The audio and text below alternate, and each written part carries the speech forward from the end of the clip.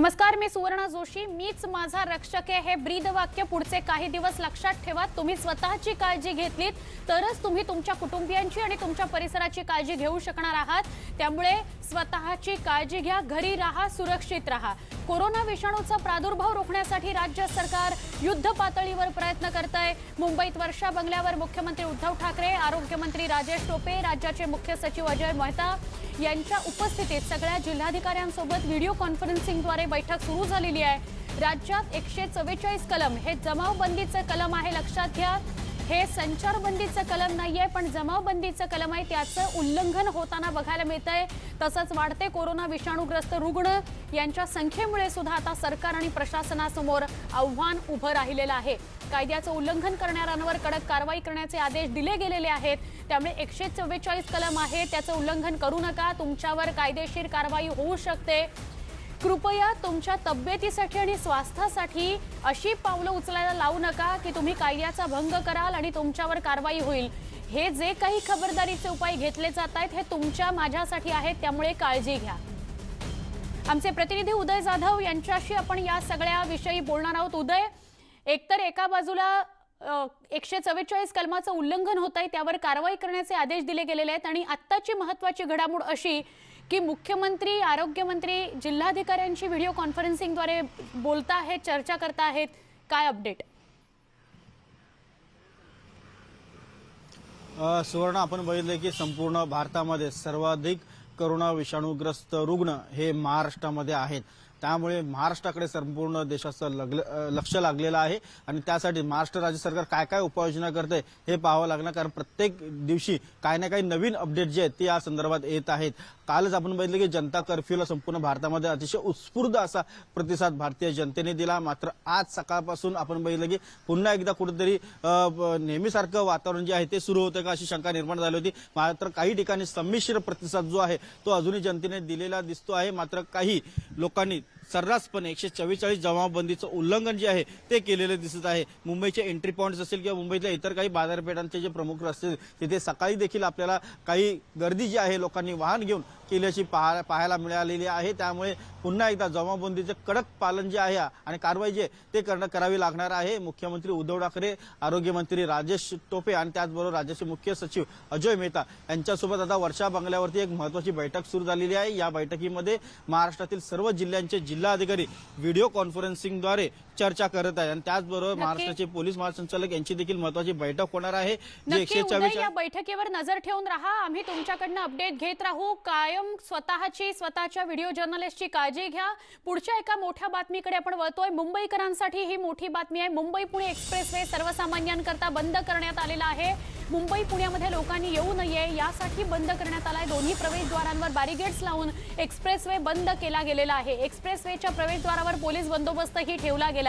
आता सर्वसामान्य ऐकतच नाही म्हटल्यावर, कुठल्याही पद्धतीने स्वतःच्या आणि इतरांच्या जीवाची काळजी घेत नाहीत म्हटल्यावर अशा प्रकारचे निर्बंध सरकारला, प्रशासनाला लावावे लागतात. मुंबई पुणे एक्सप्रेसवे बंद करण्यात आलेला आहे. मुंबईतून बाहेर कोणी जाऊ शकणार नाही, मुंबईच्या आत कोणी येऊ शकणार नाही, पुण्याच्या आत कोणी जाऊ शकणार नाही आणि पुण्याच्या बाहेर कोणी पडू शकणार नाही. मुंबई पुणे हा एक्सप्रेसवे ज्याच्याविषयीची ही बातमी आहे. मुंबई पुणे एक्सप्रेसवे बंद करण्यात आलेला आहे. प्रवेशद्वारांवर बॅरिगेड्स लावण्यात आलेले आहेत. कृपया काळजी घ्या, लाईटली घेऊ नका आणि कुठल्याही परिस्थितीत स्वतःची आणि स्वतःच्या कुटुंबियांची काळजी घ्या, घरी राहा. मुंबई पुणे एक्सप्रेसवेवरची दृश्य आपण बघतोय.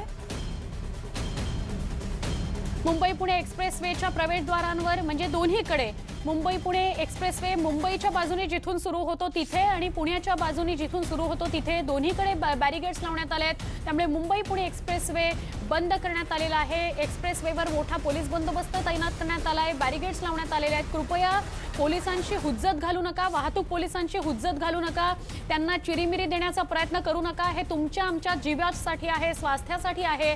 त्यामुळे काहीतरी देऊन आपण जाऊ शकतो, आपलं वजन वापरून आपण जाऊ शकतो, असं कृपया करू नका. मुंबई पुणे एक्सप्रेसवे सर्वसामान्यांकरता बंद करण्यात आलेला आहे.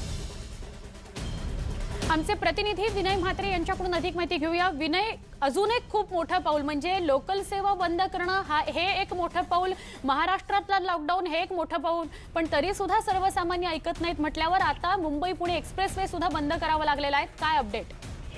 नक्कीच सुवर्ण, ज्या पद्धतीने सरकारने कडक पावलं उचलली, मात्र त्याचे ते नियम देखील धाब्यावर बसून आज सकाळपासून आपण पाहतो की सकाळपासून मुंबईच्या दिशेने किंवा पुण्याच्या दिशेने मोठ्या प्रमाणात वाहनं निघालेली आहेत आणि ही वाहनं रोखण्याचंच काम आता सकाळपासून पोलीस करतायत.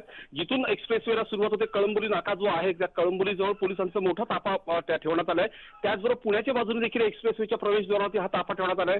कोणती एकही गाडी मग ती अवजड वाहन असेल, ट्रक असतील किंवा त्याबरोबर कार असतील, कोणतीही गाडी एक्सप्रेसवेने जाण्यास त्यांनी बंद केलेलं आहे. त्याचबरोबर जो मुंबई पुणे जुना हायवे आहे त्या जुन्या हायवेवरून देखील काही महत्वाच्या ज्यांना एकदम इमर्जन्सी अशीच वाहनं त्यांनी पुढे जाऊन देत आहेत.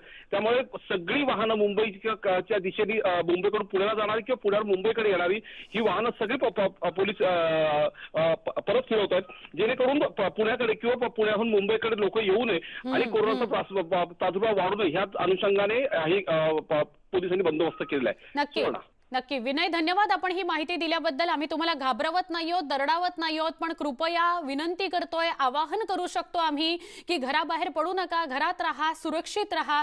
तुम्ही अशा प्रकारचं चुकीचं कृत्य केलं तर तुमचं बघून अनेक जण तसं कृत्य करतील आणि जीव आपलेच सगळ्यांचे धोक्यात येणार आहेत. राज्यात लॉकडाऊन असताना सुद्धा मुंबईत लोक घराबाहेर पडली. बघा आज काय चित्र होतं आणि म्हणून अशा स्वरूपाचे निर्बंध लावावे लागतात. सायन परिसरामध्ये रस्त्यावर गर्दी दिसून येते. अत्यावश्यक सेवा असणाऱ्यांची पोलीस ओळखपत्र पाहून त्यांना प्रवास करण्याची मुभा देत आहेत, अन्यथा आवश्यक नसताना घरी पाठवण्यात येत आहे. पण यामुळे पोलीस प्रशासन, वाहतूक प्रशासनावर ताण येतो आहे. या सगळ्या अत्यावश्यक सेवांमध्ये काम करणाऱ्यांसाठी काल आपण टाळ्या वाजवल्या, त्यांचं कौतुक केलं आणि आज आपण त्यांच्याच कामावर ताण आणतो आहोत. कृपया गरज नसेल तर घराबाहेर पडू नका. अत्यावश्यक सेवांमधल्या लोकांनाच घराबाहेर पडायचं आहे. पंतप्रधानांनी आवाहन केल्यानंतर 22 मार्चला म्हणजे काल जनता कर्फ्यू होता आणि मुंबईकरांनी त्याला चांगली साथ दिली होती. यामुळे कोरोनावर कुठेतरी दहशत बसणार होती किंवा कोरोना हा जो पसरणारा रोग होता तो कमी झाला असता. परंतु आज मात्र मुंबईकरांनी कालच्या जनता कर्फ्यूवर पाणी फिरलेलं पाहायला मिळतंय. आपण आहोत आता सायनच्या पुलाखाली आणि सायनच्या या ठिकाणी पोलिसांनी बंदोबस्त लावलेला आहे. अनेक मुंबईकर आहेत ते बाहेर पडलेले आहेत, कोणी कामावर जाण्यासाठी, कोणीतरी काम करण्यासाठी म्हणून. परंतु आज 144 कलम असताना सुद्धा हे मोठ्या प्रमाणात बाहेर पडलेले आहेत. कालचा दिवस होता जनता कर्फ्यूचा म्हणून सर्वांनी घरातच बसण्याचं पसंत केलं होतं. परंतु आज मात्र एकाच वेळी सगळे जे लोक आहेत ते बाहेर पडलेली पाहायला मिळत आहेत. त्यामुळे कुठेतरी मुंबईकरांचा एका दिवसाचा स्पिरिट होता का असं पाहायला मिळतं आहे. या ठिकाणी जे वाहनं आहेत ते वाहनं पोलीस चेक करत आहेत. जे मोटरसायकलवाले आहेत त्यांना महत्त्वाचं काम असेल तरच बाजूला बाहेर जाऊ द्यायचे येत आहे, नाही तर त्यांना परत पाठवण्यात येत आहेत. अनेक जे वाहनधारक आहेत ते विनाकारण बाहेर पडलेले सुद्धा पाहायला मिळत आहेत. परंतु काही कामाचे निमित्त बाहेर पडलेले आहेत. एकंदरीतच जर कोरोनावर आपल्याला नियंत्रण ठेवायचं असेल तर आपल्याला पोलिसांनी किंवा सरकारने दिलेले जे निर्देश आहे ते निर्देश पाळणे आवश्यक आहे. परंतु या ठिकाणी अनेकदा असं दिसतं आहे की हे निर्देश धाब्यावर ठेवले जात आहेत आणि काम केल्या जात आहेत. एकंदरीतच यामध्ये पोलिसांना जास्त शक्ती खर्च करावी लागत आहे. त्याचबरोबर कोरोनावर जर नियंत्रण मिळवायचं असेल तर सगळ्यांनीच साथ देणं गरजेचं आहे. व्हिडिओ जर्नलिस्ट मोहन दुबेचा मनोज कुलकर्णी, न्यूज 18 लोकमत, मुंबई. नागपूर शहरात लॉकडाऊन असताना सुद्धा रस्त्यावर नागरिकांची गर्दी बघायला मिळाली. अनेक नागरिक त्यांची वाहनं घेऊन रस्त्यावर आल्यानं जमावबंदीच्या नियमाची पायमल्ली होत असल्याचं बघायला मिळालं. काल दिवसभर आणि रात्री जनता कर्फ्यूला चांगला प्रतिसाद मिळाला.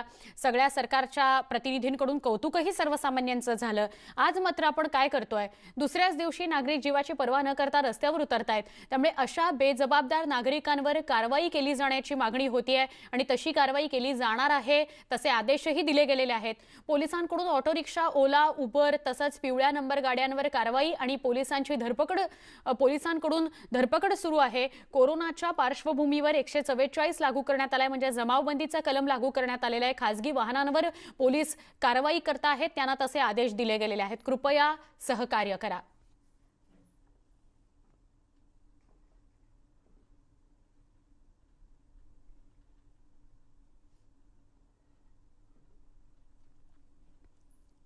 पंतप्रधान नरेंद्र मोदी सगळ्यांशी संवाद साधता आहेत. थेट प्रक्षेपण. पंतप्रधान नरेंद्र मोदी हे संवाद साधत आहेत, आवाहन करत आहेत. व्हिडिओ कॉन्फरन्सिंगच्या माध्यमातून ते अनेकांशी संवाद साधतायत. त्याचंच थेट प्रक्षेपण आपण बघतोय. सगळ्या प्रसार माध्यमांच्या एडिटर इन चीफशी ते बोलत आहेत, संवाद साधत आहेत. त्याचं थेट प्रक्षेपण आपण बघतोय. व्हिडिओ कॉन्फरन्सिंगच्या माध्यमातून ते संवाद साधत आहेत. नेटवर्क 18चे राहुल जोशी हे सुद्धा या व्हिडिओ कॉन्फरन्सिंग मध्ये सहभागी आहेत.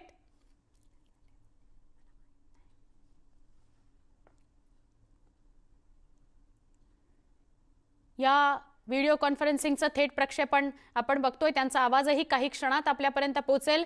प्रसार माध्यमांच्या प्रतिनिधींशी, एडिटर इन चीफ, एडिटर्स या सगळ्यांशी पंतप्रधान नरेंद्र मोदी स्वतः संवाद साधत आहेत.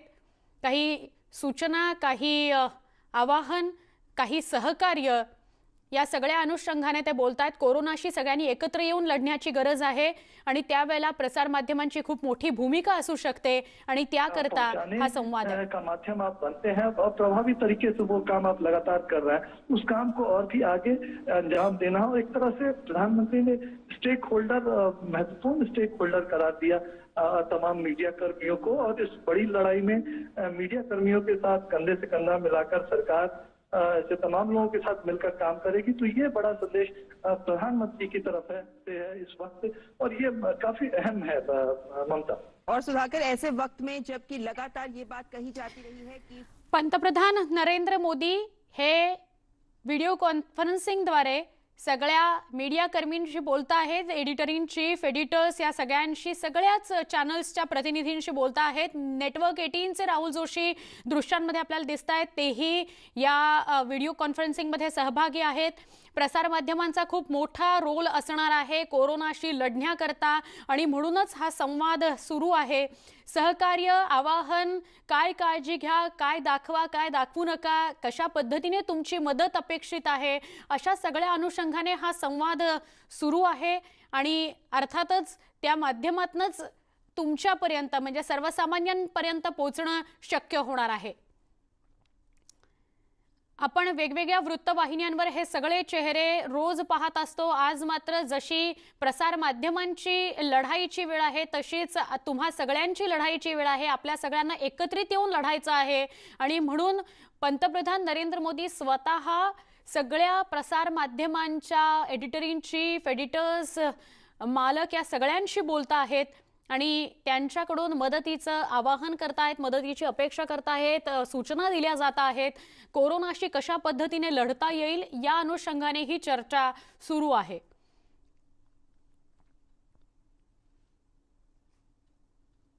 नेटवर्क 18चे राहुल जोशी सुद्धा या संवादामध्ये सहभागी आहेत.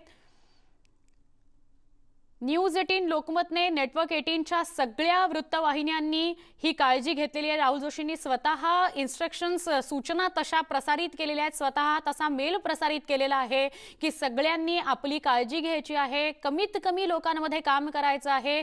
यावेळेला पहिल्यांदा असं झालंय की असा मेल स्वतः राहुल जोशींनी सगळ्या कर्मचाऱ्यांपर्यंत पोहोचवला आहे की तुमच्या पगाराची चिंता करू नका, तुमच्या रजांची चिंता करू नका, कोणीही तुम्हाला धारेवर धरणार नाही. किंबहुना कमीत कमी लोकांमध्ये काम करा.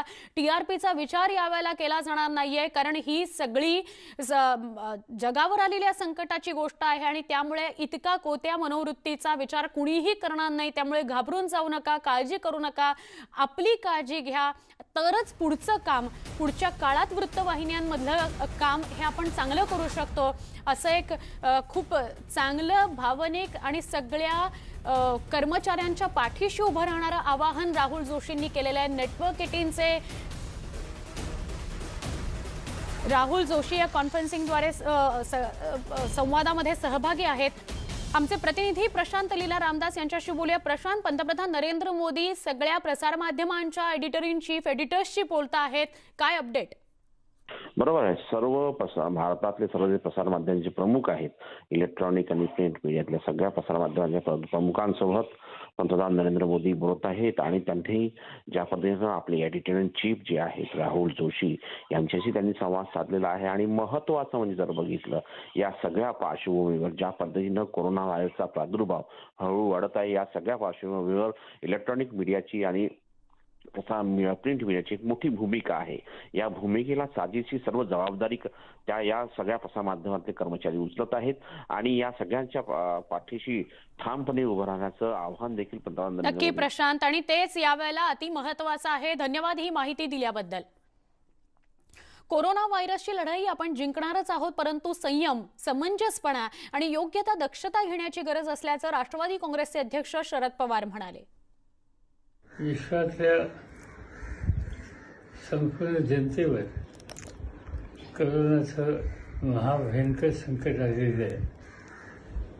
या संकटातून बाहेर पडण्याच्यासाठी सामूहिक आणि व्यक्तिशः पातळीवर आपण एकजुटीनं कारवाई करण्याची आवश्यकता आहे. देशाच्या प्रधानमंत्र्यांनी आजच संबंध देशामध्ये आपले दैनंदिन व्यवहार पूर्णपणे थांबवायचे अशा प्रकारचं आवाहन केलं आणि त्याला देशाच्या कानाकोपऱ्यामध्ये जो प्रतिसाद दिला तो प्रतिसाद पाहिल्याच्या नंतर आपण सगळेजण धन्यवादाला पात्र आहोत. परंतु इथंच समाधान मानून चालणार नाही. महाराष्ट्राच्या मुख्यमंत्र्यांनी 31 तारखेपर्यंत पूर्णपणानं अशाच प्रकारची भूमिका घ्यावी हे जे सुचवलेलं आहे त्याला आपण सगळे साथ देऊया आणि सर्वसामान्य माणसाला यातून वाचवण्यासाठी प्रयत्न करूया. चला सगळेजण ठरवूया, संयम दाखवणार आहोत, समंजसपणा करणार आहोत, घराबाहेर पडणार नाही आहोत, आमची आणि आमच्या आजूबाजूच्या सगळ्यांची काळजी घेणार आहोत. प्लीज आपण हे सगळे ठरवूया. आपण कोरोनाशी लढू शकतो. महाराष्ट्रात कोरोनाग्रस्तांचा आकडा वाढला असला तरी घाबरण्याचं कारण नाहीये. आरोग्यमंत्री राजेश टोपे यांनी हे स्पष्ट केलंय. आधीच्या लोकांना डिस्चार्ज करण्याची किंवा मॉनिटरिंग करण्याची कार्यवाही सुरू आहे. 89 जणांपैकी मुंबई आणि पुण्याचा प्रत्येकी एक जण ICU मध्ये असल्याची माहिती आरोग्यमंत्र्यांनी दिली आहे. तसंच ज्यांची रोगप्रतिकारक क्षमता कमी असेल त्यांनी अधिक काळजी घ्यावी असं आवाहन त्यांनी केलेलं आहे. राजेश टोपे यांनी प्रत्येक दिवशी ते पत्रकार परिषद घेत आहेत आणि कोरोनाग्रस्तांसंदर्भातली अपडेट देत आहेत. काय काळजी घ्या, प्रत्येक दिवशी काय नवे नियम किंवा निर्बंध लादले जात आहेत त्याविषयीची पण ते माहिती देत आहेत. बरा होतोच. आजही जे 89 पेशंट्स आहेत त्या 89 पेशंट्सपैकी एक जण पुण्याचा आणि एक जण मुंबईचा हे दोनच ICU मध्ये आहेत. बाकी सर्वजण अत्यंत नॉर्मल आहेत. बऱ्याचशा लोकांना तर अजिबात सिम्पटम्स नाही आहेत, त्यांना कुठलंही लक्षणं नाही आहेत. तर या सगळ्या गोष्टी मला वाटतं की इन जनरल माहिती लोकांना व्हावी यासाठी मी मुद्दाम सांगितलेली आहे. मी पुन्हा एकच सांगेल की घरी राहून आपण सुरक्षित अंतर ठेवणे, सोशल डिस्टन्सिंग मेंटेन करणे आणि संपूर्ण सरकारच्या ज्या काही सूचना आहेत त्याची अंमल करणे, सहकार्य करणे हीच आजची महत्त्वाची गरज मला वाटते. संख्या वाढलेली आहे. 15नी संख्या वाढली असल्यामुळे 89 ही संख्या या मितीला झालेली आहे आणि जवळजवळ काल 74 होती, आज 89 झालेत. याचा अर्थ साधारणपणे 14 लोक हे मुंबईमध्ये वाढलेत आणि एक पुण्यामध्ये वाढला आहे. यामध्ये जर विगतवारी करायला जाल तर 8 लोकांना कॉन्टॅक्ट हिस्ट्री आहे. कॉन्टॅक्टचा अर्थ कम्युनिटी स्प्रेड नाही. मी पुन्हा स्पष्ट करू इच्छितो. कॉन्टॅक्टचा अर्थ फक्त जे हाय रिस्क कॉन्टॅक्ट्स असतात घरातले त्यांनाच तो संसर्ग झालेला असतो. त्यामुळे 8 लोक कॉन्टॅक्ट हिस्ट्रीचे आहेत आणि साधारण 6 लोक हे ट्रॅव्हल हिस्ट्रीचे आहेत. म्हणजे त्यांना बाहेरून येऊन बाहेरूनच ते आलेत आणि त्यांना ते आता पॉझिटिव्ह आढळलेत अशा स्वरूपाने. त्यामुळे कुठेही तो कम्युनिटीमध्ये स्प्रेड झालेला नाही. आपल्याला हे लक्षात येत असेल की आता सोशल डिस्टन्सिंगला फार फार फार महत्त्व झालेलं आहे. आणि त्यामुळे मी जसं कालच सांगितलं की मीच आहे माझा रक्षक या एक टॅगलाईनप्रमाणे खरं तर या कोरोनाच्या दृष्टिकोनातून फार महत्त्वाचं आहे की मीच आहे माझा रक्षकचा अर्थ मी स्वतःची सुरक्षा स्वतः करेल, मी सोशल डिस्टन्सिंग सुरक्षित अंतर ठेवेल आणि मी काहीही झालं तरीसुद्धा एसेन्शियल सर्व्हिसेसमध्ये मी जर येत नसेल तर मी घरी राहून किंवा घरी थांबून कोरोनाला निश्चित प्रकारे हरवेल अशा स्वरूपानेच मला वाटतं काम करणं फार महत्त्वाचं आहे. आणि म्हणून त्या पहिला प्रत्यय आपल्याला मीडियाच्या माध्यमातून सुद्धा यावा अशी माझी अपेक्षा आहे की आता आपण PC घेण्यापेक्षा जरा डिजिटल टेक्नॉलॉजीचा वापर करूया. आजच्या अनुषंगाने एक महत्त्वाचा विषय मी पुन्हा मुंबईकरांना खास करून सांगेल, कारण आज सकाळपासून मुंबईकरांचं फार जास्त मीडियाचे सुद्धा फोन्स येत आहेत, सगळीकडून फोन्स येत आहेत की खूप जास्त प्रमाणात लोक बाहेर पडत आहेत. परंतु त्या अनुषंगाने मी ताबडतोबीनं कमिशनर मुंबईला पोलीस कमिशनरला सुद्धा बोललो, आत्ताच त्यांना बोललो आणि त्यांना विनंती केलेली आहे की रोडवरची जी गर्दी आहे 144 जमावबंदी ही लागू आहे. संबंध महाराष्ट्रातील शहरी भागांसाठी मग ती नगरपंचायत असेल, नगरपालिका असेल, महानगरपालिका असेल, सगळीकडेही लागू आहे. त्यामुळे गर्दी 5 पेक्षा जास्त लोक करू नये अशी पुन्हा वारंवार विनंती आणि सूचना या ठिकाणी केली जाते. मी जनतेला सुद्धा एवढंच सांगू इच्छितो, कुठल्याही परिस्थितीत ते होऊ देऊ नका. त्याचं कारण पोलीस कारवाई होऊ शकेल. एक छोटासा इथं ब्रेक घेणार आहोत. ताज्या बातम्यांसाठी परत भेटतोय. मीच माझा रक्षक हे ब्रीदवाक्य 31 तारखेपर्यंत नव्हे, त्याच्या पुढे कोरोनाशी लढाई संपेपर्यंत लक्षात ठेवा. स्वतःची काळजी घ्या आणि घरी राहा, सुरक्षित राहा. छोटा ब्रेक, लगेच भेटूया.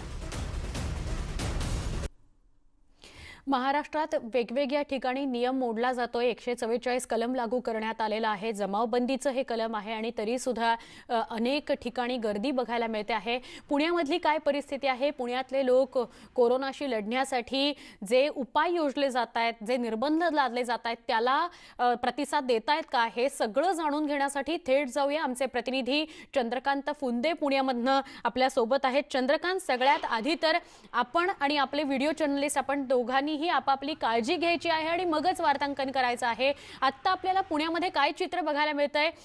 31 तारखेपर्यंत लॉकडाऊन आहे महाराष्ट्रामध्ये, पण तसं पाळताना पुणेकर दिसतायत का? सुवर्ण, आज आपण सकाळपासून हे दाखवतोय. खरं तर ह्याच पुणेकरांनी जे पंतप्रधान यांनी जी घोषणा केली होती जनता कर्फ्यू ती व्यवस्थित पाळली. संध्याकाळी त्याचा इव्हेंट पण केला. पण आज तेच पुणेकर रस्त्यावर येताना दिसत आहेत. कलम 144चं सरासर उल्लंघन करताना दिसतंय. आपण सकाळच्या सगळ्या बुलेटिन्समधून आपण हे सगळं दाखवलं. पुणेकरांना अजूनही कोरोनाचं गांभीर्य दिसत नाहीये. त्यामुळंच कदाचित हे चुका करत असं. म्हणून माझं आव्हान आहे प्रशासनाला की पुणेकरांवर त्यांनी आता कलम 144चं कठोर अंमलबजावणी करावी, नाहीतर परिस्थिती हाताबाहेर जाईल. अशासाठी मी तुला सांगतो, आज पुण्यातली कोरोना बाधितांची रुग्णांची संख्या जी आहे 27 झालेली आहे पुणे आणि पिंपरी चिंचवड. त्यातले पुण्यात कालपर्यंत 15 होते, आज 16 झाले. त्यातली एक जी तरुणी आहे, जी बोललं जातं की जी कम्युनिटी स्प्रेडिंग मधनं एक भारतीय विद्यापीठात ती महिला 41 वर्षे दाखल झाली, जी प्रायव्हेट हॉस्पिटलमधनं आली. त्याच महिलेच्या कुटुंबातील 5 जणांना कोरोना बाधित झालं आणि त्यातली एक तरुणी IT कंपनीतली आहे. ही सर्वात मोठी धक्कादायक बाब आहे सुवर्ण. आणि त्यामुळं त्या IT कंपनीचं ती ज्या भागात काम करत होती तिथं अर्थात बऱ्यापैकी लोक वर्क फ्रॉम होमच करत होते कंपनीत, तिथं पूर्णपणे निर्जंतुकीकरण केलंय, पूर्णपणे तिथं बंद केलाय तो विभाग. अशाच पद्धतीनं ही जी महिला आहे तिकडे वेल्हे तालुक्यात पण अंगणवाडी सेवक तिकडे गेली होती, त्या भागातही क्वारंटाईन करण्यात आलेले. याचाच अर्थ कम्युनिटी स्प्रेडिंग जरी टोपे साहेब म्हणत असले मंत्री की अजून त्या स्टेजला आपण गेलेलो नाही, नसेल गेले तर ती चांगली बाब आहे, सुदैवाची बाब आहे. पण या महिलेच्या संपर्कात तब्बल 81 लोक आले होते भारतीय हॉस्पिटलमध्ये ॲडमिट असलेले. ह्या सगळ्या 81 लोकांना आता शासनाने क्वारंटाईन केलेलं आहे.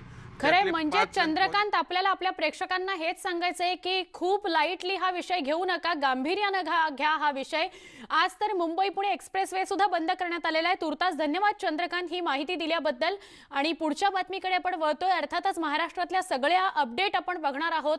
आज मुंबई ते मांडवा जलवाहतूक 31 मार्च पर्यंत बंद करण्यात आलेली आहे. स्पीड बोटींवर पण बंदी घालण्यात आलेली आहे. कोरोनाच्या पार्श्वभूमीवर खबरदारीचा उपाय म्हणून असे निर्बंध लादले जात आहेत. घाबरून जाऊ नका, पण खबरदारी नक्की घ्या. मुंबई मांडवा जलवाहतूक 31 मार्च पर्यंत बंद केली गेलेली आहे. जलवाहतुकीवर सुद्धा निर्बंध लावण्यात आलेले आहेत. लॉकडाऊनमुळे स्पीड बोटींवर बंदी घातली गेली आहे. कोरोनाचा प्रादुर्भाव वाढू नये याकरता भाजपनं आपलं प्रदेश मुख्यालय 31 मार्च पर्यंत बंद ठेवण्याचा निर्णय घेतलेला आहे. याविषयी अधिक जाणून घेऊया आमचे प्रतिनिधी विवेक कुलकर्णी यांच्याकडून. कोरोना व्हायरसचा प्रादुर्भाव होऊ नये म्हणून बहुतांश सरकारी कार्यालय ही 31 मार्च पर्यंत बंद करण्यात आलेली आहेत. आणि तसंच भारतीय जनता पक्षाच्या प्रदेश कार्यालयात देखील पाहायला मिळत आहे. भारतीय जनता पक्षाचं हे नरिमन पॉइंट इथलं प्रदेश कार्यालय आहे आणि इथं नोटीस लावण्यात आलेली आहे. कोरोना खबरदारी म्हणून प्रदेश कार्यालय दिनांक 21 मार्च ते 31 मार्च पर्यंत बंद राहील. यापूर्वी हे कार्यालय 18 मार्च ते 22 मार्च असं सकाळी 11 ते सायंकाळी 5 पर्यंतच खुलं राहणार होतं. तशा पद्धतीची नोटीस देखील लावण्यात आलेली होती. आता मात्र हे कार्यालय पूर्णपणे 21 मार्च ते 31 मार्च असं बंद राहील असं घोषित करण्यात आलेलं आहे. अर्थात 31 मार्चला नेमकी काय परिस्थिती आहे ते पाहिल्यानंतरच भारतीय जनता पक्षाचं हे कार्यालय सुरू होणार की नाही त्याचा निर्णय इथले पदाधिकारी घेतील. पण कोरोना व्हायरसचा फटका हा राजकीय पक्षांना देखील बसलेला आहे आणि त्यांनी देखील खबरदारीचा उपाय म्हणून आपली कार्यालय बंद ठेवलेली आहेत. व्हिडिओ जर्नलिस्ट बाळकृष्ण शेट्टी सोबत विवेक कुलकर्णी, न्यूज 18 लोकमत, मुंबई. आपण आपली काळजी घ्या, घरी राहा, सुरक्षित राहा. एक छोटासा ब्रेक, लगेच भेटतोय. पहा फक्त न्यूज 18 लोकमत.